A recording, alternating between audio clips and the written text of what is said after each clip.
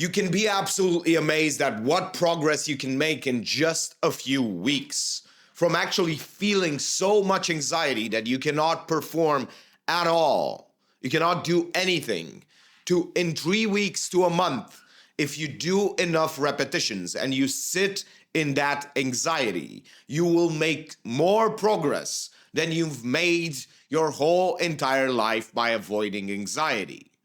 That is really something that you can do, and it is in your power to do. All you have to do is systematically expose yourself to the things that give you anxiety. Of course, if that's a smart thing to do, because if what's giving you anxiety is going and running into a furnace, you shouldn't do it. But if what's giving you anxiety shouldn't give you anxiety, then you should expose yourself as much as possible to it, as long as it's not really making you feel more anxious. You should actually expose yourself to it, let your brain know that you're gonna make it feel that way every single time until it diminishes. You have to understand that your brain cannot be anxious forever without reason. So if you build up the proof that you shouldn't, proof, not really just mental ideas, give it the proof that you shouldn't feel anxiety in that situation. And by proof, I mean tangible things that have happened. So you have to rewire all of the proof that you have, all of the things that you've learned, all of the things that are really irrational fears, irrational anxieties. You have to rewire those things. Turn every stone and look at the cockroaches and really look at them and see how they run away. That's exactly what you are doing. Whenever you expose all of these things to light, all of the bad ones almost always disappear. It's like just taking a rock, turning it upside down, and the maggots and also the cockroaches just run away. All they want is to go away. So you have to understand that that's how it works. Expose everything to the light, because the biggest fears and the biggest anxieties are about unknowns. They are not really about things that you know that they are true, that you have proof for. It is that your mind really tells you that if you do something that's outside of the ordinary, of your own ordinary behavior, you will die. That's how your mind thinks, and everybody's mind when they feel anxiety. Our minds do not think in nuances when it comes to feelings. They only talk in extremes, especially when it comes to anxiety. So you have to expose yourself to see, even if you feel the anxiety, that's good. Because you show your brain that if you put yourself near that situation or in that situation, nothing too bad happens. And even if something bad happens, it's fine. Your anxiety will not go up because you survived. You have to understand that what's going on in our minds about anxiety is usually, and creates anxiety in our minds and in our bodies, it's usually way worse than what's going to happen and what's going to ever happen. So you have to understand that our minds keep us from doing stuff by building this huge, elaborate story that is so far removed from reality. And when faced with proof, with evidence of the contrary, but not just words, not just ideas, not understanding, not these things, but actually putting yourself in the situation or near the situation, will expose all of the cockroaches and they will go away. Soon enough, in 3 weeks to a month, depending on how severe the anxiety is, you can do it. You can make so much progress, more progress than you've made in your whole life. Because by avoiding it, you're not making it go away. You're just not dealing with the issue. And the more you avoid it, the more it builds up. Every time you feel it, if you run away, that's another repetition of you running away from anxiety. Sit in it. Just sit. You don't have to do anything at all. Just sit, bask in it.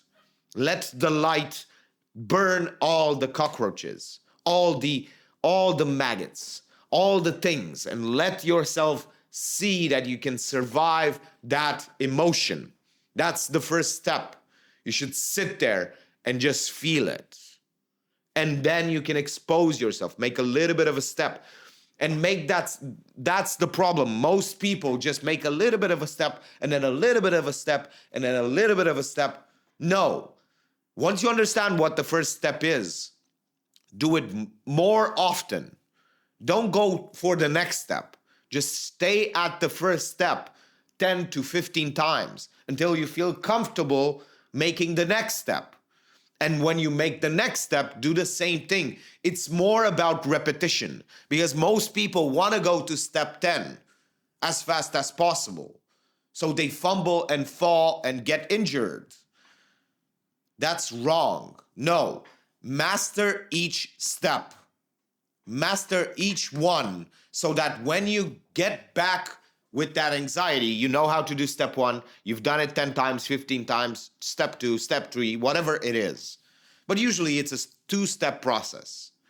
And then you can increase the difficulty and get a 3rd step. But the steps are simple. It's always sit in the anxiety and then try to put yourself in the situation that creates the anxiety.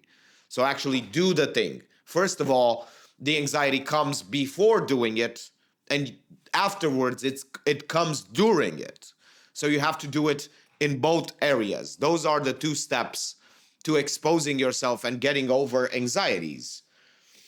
And you have to do them repeatedly, as many times as possible, in short intervals. You don't have to really go super hard and super deep, and do them repeatedly during the week, during the day, and expose yourself as much as possible, but not for long duration, because it is not really the duration that matters, especially in the beginning. It is the number of repetitions, creating that momentum of breaking the anxiety or sitting in it, that's really making a difference.